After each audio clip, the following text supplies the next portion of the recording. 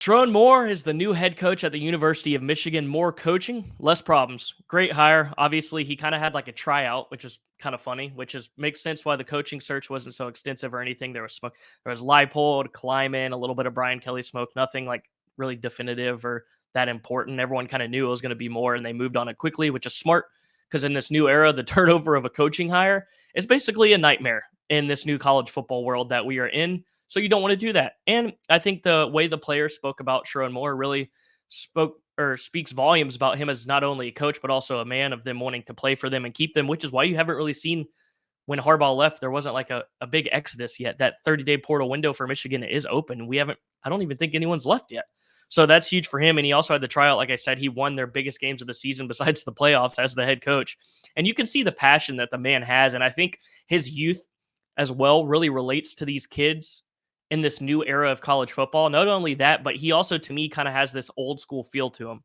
There's so much passion when you see Sherrone Moore talk about the sport of football. I know that everyone was joking on him like Harbaugh didn't die when they won the Penn State game and he was like crying. That was a little over the top, but you can tell just outside of that, just in interviews or even stories about him, that how passion-filled he is about football, which obviously doesn't mean that he's going to be some insane coach. But the thing about him that reads in with his passion is his physicality. His 6 seasons, some as the offensive line coach and then the offensive coordinator, has really spoken to how he's been able to develop this line of scrimmage for Michigan. And I think he can take that physicality and not only start it from the lines or the line of scrimmage, but spread it out to the rest of the team. And I think this team can actually have an even more physical identity under Sherrone Moore than it even did under Harbaugh.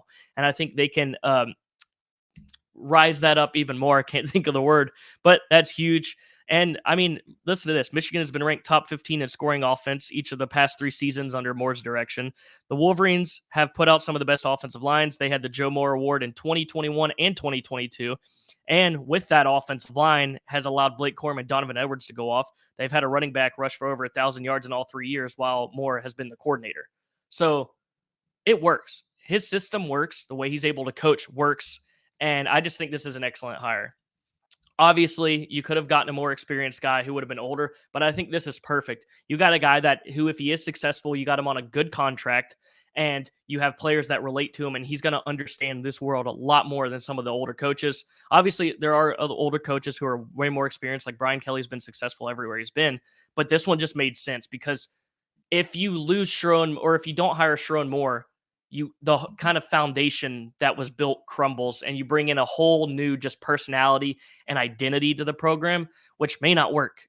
And a Brian Kelly situation, I keep thinking Brian Kelly because that's who I thought it was going to be if it wasn't going to be Sherrone Moore. I feel like it would have been like a Rich Rod part 2.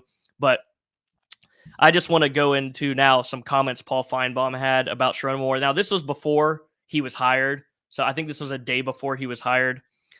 He said they will most likely hire Sherrone Moore, but he said there is going to be an issue around him. And Paul Feinbaum says, don't forget, the Big Ten is not what it was this year. You've got those 4 schools coming over from the Pac-12. On top of that, here are 2 things that Sherrone Moore will probably have to worry about. Second week of the season at the Big House, you're playing Texas, which, as we know, is in the Final Four. Texas is going to be one of the top 2 or 3 teams in the country. And at the end of the season, you go to Columbus, and this is not this year's Ohio State team. He talks about how they loaded up and got all the players. And he said Ryan Day will likely be either number 1 or number 2 in the preseason. You don't want to lose to Ohio State in your first season at Michigan. Jim Harbaugh knows all about that.